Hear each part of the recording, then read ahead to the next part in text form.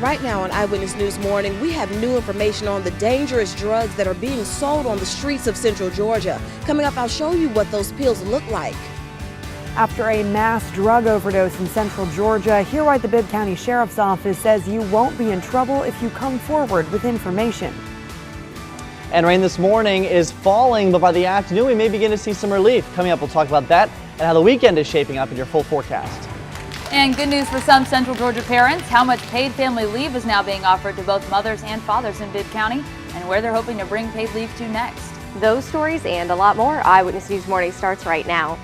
Good morning, everyone. You're looking live over the city of Macon. It is 6:30 on this June 7th. I'm Caitlin Heck. And I'm Carly Barnett. First, let's send it over to Pat Kavlin with a look at today's forecast. Good morning, Pat. Yeah, good morning, Carly. Good morning, Caitlin. You saw there the sun trying to peek through already. Pat, our top story this morning, a lethal street drug caused more than a dozen overdoses in Central Georgia. Officials say it's dangerous and may have killed up to 4 people. First responders told the Bibb Sheriff's Office that many patients are inside the medical center Navicent Health trying to recover from severe reactions to a drug doctors think could be laced with opioids. Navicent officials held a press conference urging people not to take medications unless they've been prescribed by a doctor or obtained from a pharmacy. And they're begging anyone with information to come forward. Over the last 48 hours, we have had more than a dozen cases of opioid overdose appear in the emergency rooms of both Navicent, the Houston Healthcare ER, and Coliseum Medical Center. According to Bibb County Chief Coroner Leon Jones, 2 people in Bibb County died from pill overdoses in the last 2 days. Both deaths were blamed on a pill that appeared to be Percocet. Chief Medical Officer Chris Hendry says that most of the other overdose patients he's seen described taking a similar medication. They stated it was a yellow pill that they thought was Percocet. Hendry described the medication as a, quote, danger to the community, a drug that acts fast once ingested, causing decreased levels of consciousness, sleepiness, difficult breathing, and slurred speech. This is very unusual for Middle Georgia. We've never seen this.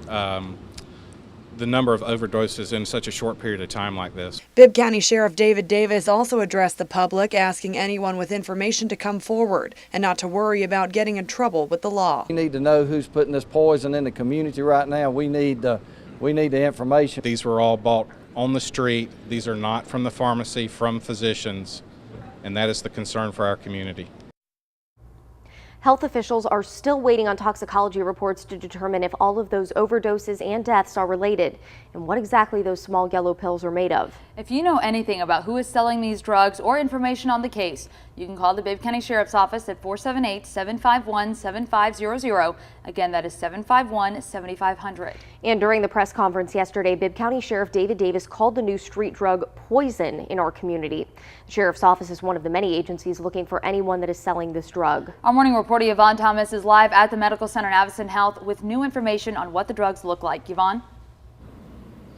Yes, Caitlin, Carly, investigators say that this new street drug is dangerous and it could be deadly. This morning, we have new information on the fake Percocet pills that are in the streets of our community here in Central Georgia. That image is on your screen, and this was given to us by the Bibb County Sheriff's Office. They describe the pills as yellow and oval shaped. The fake pills have numbers on them. The numbers written on one side of them is 10/325, and on the other side, the word Percocet in all capital letters is there. Now, investigators say there are some differences that you can see between real Percocet pills and these fake ones that are on your screen. For one, on the fake pills, the word Percocet is not stamped as deep as the manufacturer's kind. Investigators also say that the imprint of the name on the fake pills is at an angle. Now, at this time, we aren't sure what's in these fake pills, but the GBI is investigating. For now, back to you.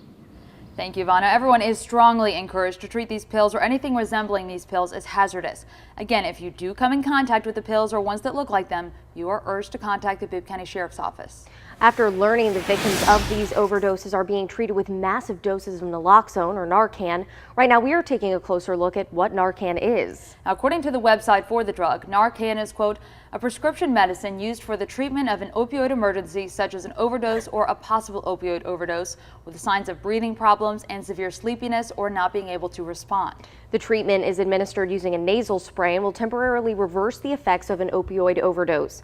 Narcan is the only FDA-approved nasal treatment for opioid overdoses. Narcan's website does warn it does not stop all effects of an opioid overdose. An emergency treatment and repeated doses of the drug may still be necessary.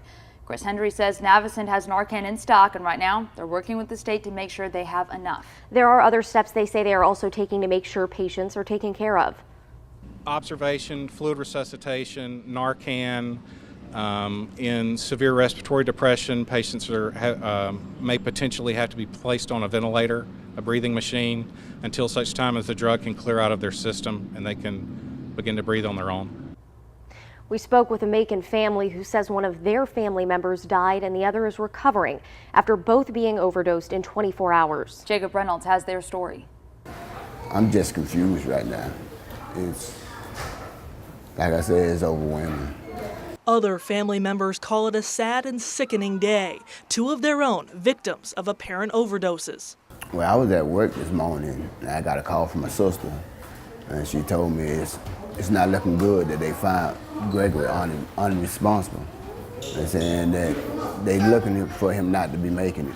The family says Gregory Mitchell overdosed and died Tuesday morning. He was 52. His sister Betty Jean Collins overdosed Monday night, was taken to the hospital and is expected to recover. She is 62. Their brother-in-law, Johnny Royal, had advice for other families. I always tell people today, you got family, let them know you love them because you never know when the last time you see them. And we just talked to Gregory yesterday. Whoever thought he'd be dead today. The family says Mitchell had struggled with drug use before, including a problem with crack, but Royal says Mitchell will be missed. Gregory was a good person, easy to get along with. He loved everybody. He'll do what he can for you. I mean, if you don't need Gregory, call him and Gregory's gonna come to you. A dark and tough day for a Central Georgia family hit twice in 24 hours. It's just overwhelming. It's can't explain it. I just can't. The family says Collins does not have a history of drug use. The family told 13 WMAZ she's now doing all right. Well, in other news this morning, deputies and police officers serve arrest warrants and respond to emergency calls every day. On this week's Close-Up program, Twiggs County Sheriff Darren Mitchum discusses the need for pay and benefit increases for those frontline law enforcement officials and the growing number of law enforcement officers who are killed in the line of duty. Mitchum also says responding to 911 calls are usually more dangerous than serving arrest warrants. I'm going to say just in those two, maybe just answering the call, because you don't know what you're walking into. Okay, I mean, you know as much information as the caller gave. Now you can catch Close-Up in its entirety at noon Saturday and at 6 a.m. Sunday here on 13 WMAZ. Here's good news for Bibb County parents. Employees in the county now have paid family and parental leave. In a unanimous vote last night, Bibb commissioners passed an ordinance that will give 4 weeks of paid time off to mothers and 1 week off to fathers and parents who adopt. Members of the group Georgia Women and Those Who Stand With Us were at the meeting speaking up in support of the ordinance. Jessica Walden is a part of that group. She says she thinks this will encourage people to move to Macon. I ended up being a mother who had a baby later in life. I was 37 and a half because I just never had the leave policy that was family friendly. So now the place where I live is adopting that, and I just hope it spreads like wildfire throughout our county to private employers as well as throughout our local governments. Walden says they plan to continue to advocate for paid maternity leave in other cities, and Houston County is next on the list. Well, 2 Bibb deputies are being recognized for their actions. Commissioners recognized the 2 last night for saving the life of a citizen. Deputy Dominique Williams says she was training Deputy Isaac Mingua when they got a call about a possible suicide attempt. Williams says on the drive over, she talked with him about the rules when responding to suicides. But she says when they arrived on the scene, she had to act fast. I start running and I'm yelling at him, no, don't do it, and he jumps. He just drops. So my first thought was, take the pressure off his neck, take the pressure off his neck. So I grab his legs and I lift up. And since Mugia was training with me, I'm thinking to like tell him what to do. But as he saw me running, he was running right behind me. He didn't pause at all, didn't freak out, didn't stop. Mugia says it was only his second day shadowing, but he says his instincts kicked in and he started helping. He says that April day changed the way that he looks at his job and suicides. That's all that was on my mind for every day. Because I don't know what to expect while being on patrol. So the entire day, that's all I was thinking about was that moment. It was just something, like I said before, it was very emotional.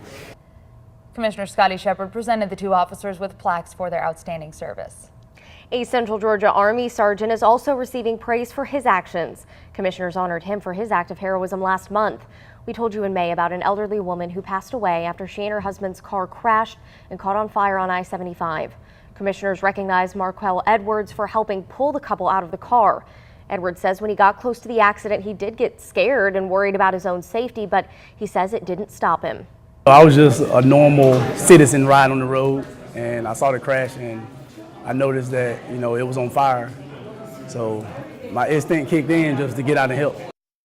Unbelievable. Edwards says there were also about 5 or 6 other people who got out to help. Well, it is now 6:41. Let's check in with Pat now for your forecast.